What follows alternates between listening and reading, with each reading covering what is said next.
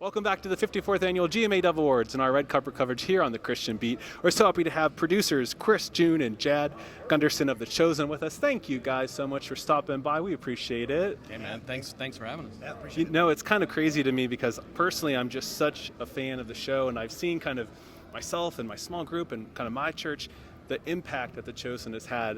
And I just wanted to kind of start asking you guys, part of a lot of projects, but to see this one with so much momentum and impact, what has it been like personally for you guys?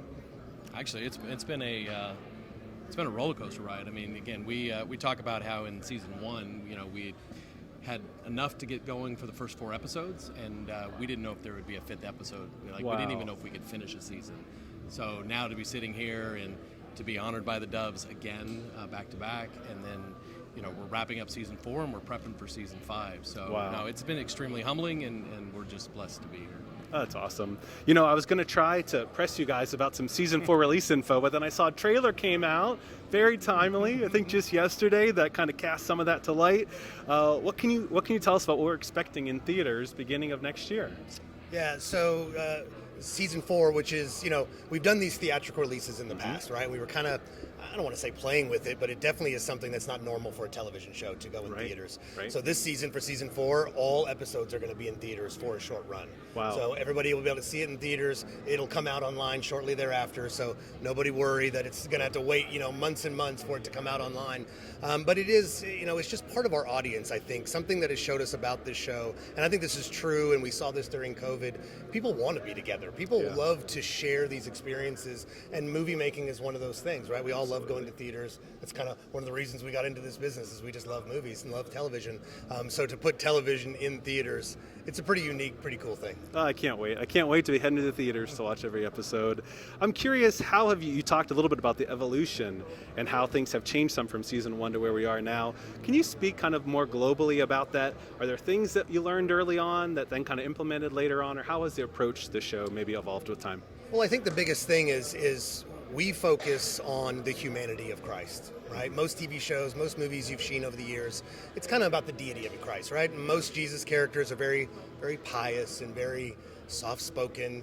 And our Jesus, he laughs and he cries and he has fun, but he's still Christ. He's still the Lord. And I think that's what's resonating. And then on top of that, really the focus of the show is the people that he's impacting, right? The disciples and the various people throughout these Bible stories that we've been reading forever. And now all of a sudden you're starting to see what their lives could have been like. Like, obviously we don't know. And so, but it's a very plausible storyline that the writers in Dallas have put together. And I think that's the cool thing about it, is the audience is starting to go, I'm like her, I'm like him. Absolutely. I've experienced those things, and Jesus was there for them just as like he is here for us. I love it. This has got to be a hard question, but I want to ask it. If there's something if there's a takeaway message or some concept or something that you hope listeners, viewers take away from this season in particular, can you put that into words of what you hope people encounter with this season 4?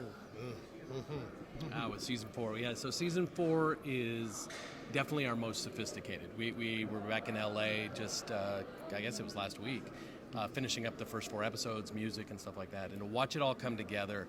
The acting has hit a new level. It's in season 3 we had these like real big moments. So we had the walk on water and we had the feeding of the 5,000. It's kind of a constant level in season 4. So wow. it's but there's a lot of sorrow. We're heading into some tough times, right? Yep. It's kind of like, I think we started off and we've been living in the whole like what we wanted it to be when Jesus was here, and now it's like, but now we're finding out his mission, and so again, it's definitely prepping you for the, again, it's kind of like the Titanic. You know what happens, you just don't know exactly how it's going to be portrayed. You getting there, so. I think people are in for a ride. I can't wait. And like I said, just so thankful for you guys, for the whole team, for all the hard work that you're putting in, and just kind of seeing the revival that it's bringing is just amazing. So thank you guys, and we can't wait to see season 4. Amen. Thank you. And have a great night tonight. We will.